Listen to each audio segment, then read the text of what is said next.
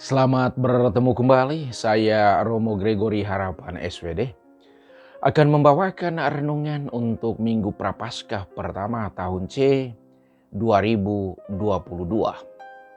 Untuk setiap cobaan ada jalan keluarnya. Masa Prapaskah adalah masa rahmat dan masa tobat. Kesempatan untuk memperbaharui diri melalui jalan doa, puasa, dan amal kasih.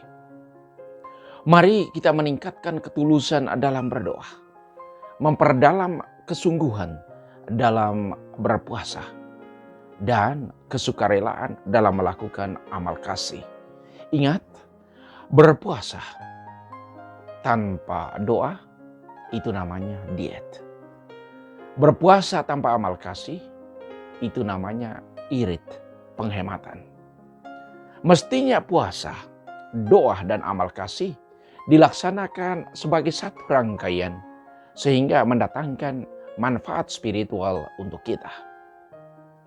Pengakuan iman bangsa terpilih bisa dibaca dalam kitab Ulangan bab 26 ayat 4-10. Sejarah bangsa Israel dalam perjanjian lama penuh dengan pergolakan. Ada suka, ada duka. Ada kesuksesan, ada kegagalan. Apapun yang mereka lakukan dalam hidup senantiasa membantu mereka untuk kembali ke jalan yang benar. Kalau mereka melakukan yang salah, mereka akan mendapat teguran dari Tuhan. Dan kalau mereka melakukan yang benar, mereka akan mendapat berkat. Di saat Israel berada di bawah penindasan Mesir, muncullah seorang pemimpin yang luar biasa, yakni Musa. Musa memimpin bukan cuma dengan kata-kata, tetapi juga dengan perbuatannya. Ia memberikan contoh bagaimana mengasihi Tuhan dengan sepenuh hati, dengan segenap jiwa dan kekuatan. Musa selalu datang kepada Tuhan untuk menceritakan segala sesuatu yang ia alami dan memohon bimbingannya. Ia selalu melihat hidup itu berarti kalau ada dekat dengan Tuhan. Jalan sederhana ke sana yaitu melakukan yang baik dan menghindari yang jahat.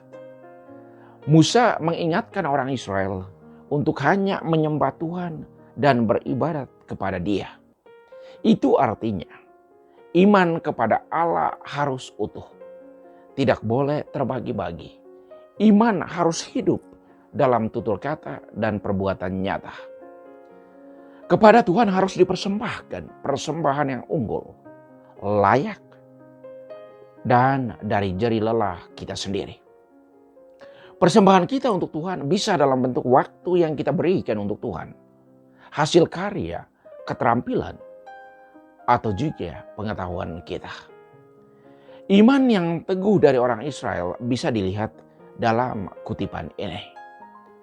Ketika orang Mesir menganiaya dan menindas kami dan menyuruh kami melakukan pekerjaan yang berat, maka kami berseru kepada Tuhan, Allah nenek moyang kami. Lalu Tuhan mendengarkan suara kami. Ia memperhatikan kesengsaraan, kesukaran, dan penindasan terhadap kami. Lalu dengan tangan yang kuat dan lengan yang teracung, dengan kedahsyatan yang besar, dan dengan tanda serta mujizat-mujizat, Tuhan membawa kami keluar dari Mesir ke negeri yang penuh dengan susu dan madunya. Tuhan sungguh baik. Israel menyatakan syukur dengan membawa hasil pertama dari usaha mereka di negeri yang baru. Syukur adalah sebuah ekspresi rohani, tanda ketergantungan kita kepada Tuhan. Dengan bersyukur, kita membuka pintu bagi berkat yang baru untuk hidup kita. Pengakuan iman orang yang percaya kepada Kristus bisa dibaca dalam surat Rasul Paulus kepada orang Roma bab 10 ayat 8-13. Firman itu dekat padamu, yakni di dalam mulut dan di dalam hatimu. Itulah firman yang kami wartakan, tegas Paulus. Memang firman yang telah menjadi manusia itu tinggal di tengah-tengah kita. Ia ada di mulut dan juga di hati kita. Kita akui dengan mulut dan percaya dengan hati. Iman yang kita miliki harus kita wartakan melalui kata, sikap, dan perbuatan konkret. Iman yang kita miliki harus kita hayati. Mestinya iman itulah yang selalu menggerakkan kita dari dalam. Dia menjadi roh penggerak, pemicu untuk kita selalu bertingkah dalam kebenaran, keadilan, kebaikan, harap, iman, dan kasih. Barang siapa yang berseru kepada Tuhan, dia akan diselamatkan. Tuhan selalu menunjukkan kasih-Nya kepada orang yang setia kepadanya. Tuhan tidak pernah mengecewakan orang yang beriman teguh. Hanya yang menjadi tantangan dalam beriman, yaitu kita tidak sepenuhnya memahami maksud dan rencana Tuhan untuk kita. Untuk itu kita perlu memperbaharui kembali semangat doa, puasa, dan amal kasih kita. Yesus dicoba iblis. Kita bisa lihat dalam Injil Lukas bab 4 ayat 1 sampai 13.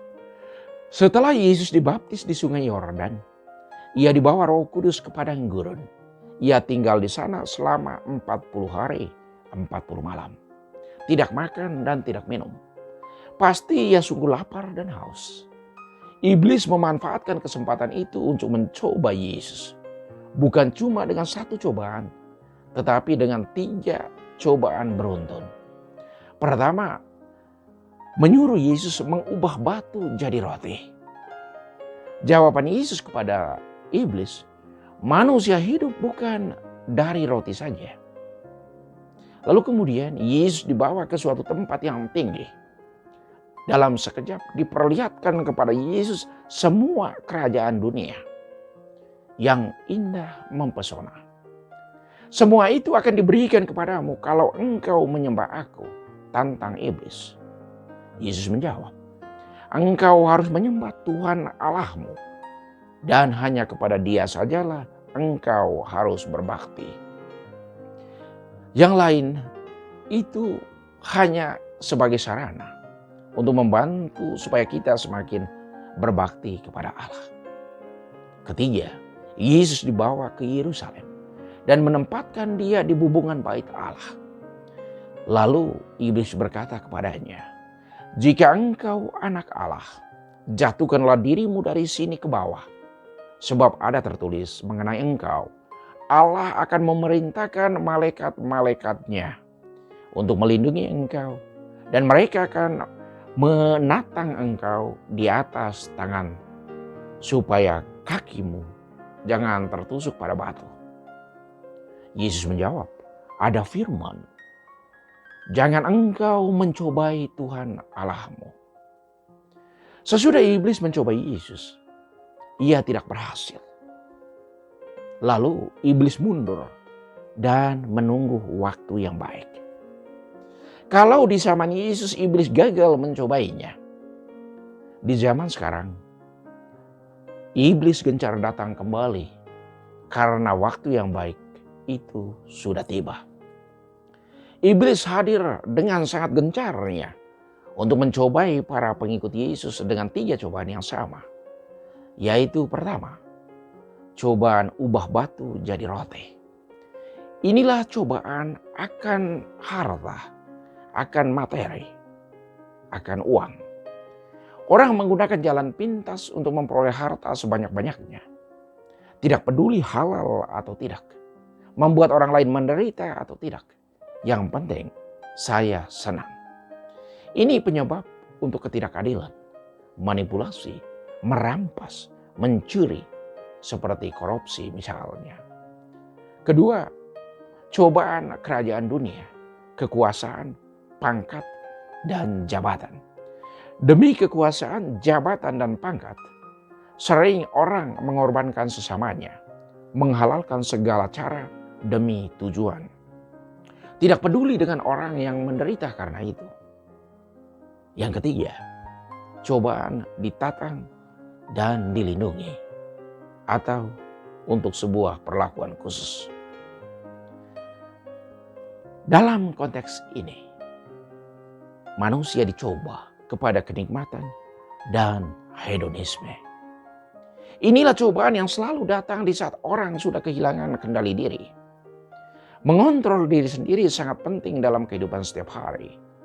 Uang atau harta yang diperoleh secara tidak halal akan larinya kepada pola hidup hedonisme, kenikmatan. Orang yang hedonis sering jatuh menjadi pencandu. Bisa jadi pencandu alkohol, judi, saat adiktif, dan hal-hal negatif lainnya. Masa Prapaskah sekali lagi mengundang kita untuk sadar dan insaf akan 3 tantangan dan cobaan ini yang selalu aktual setiap hari. Cobaan ini bisa datang kepada siapa saja.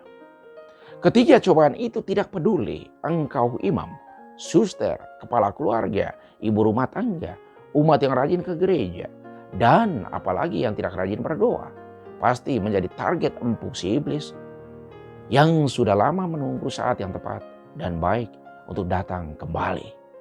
Jalan untuk tetap teguh dalam menghadapi cobaan, yakni dengan meningkatkan semangat doa, puasa, dan amal kasih. Kita beralih dari puasa makanan dan minuman kepada puasa kebiasaan negatif. Iri hati, cemburu, gosip, hoax, dan macam-macam kebiasaan negatif lainnya. Semoga Tuhan memberkati kita semua.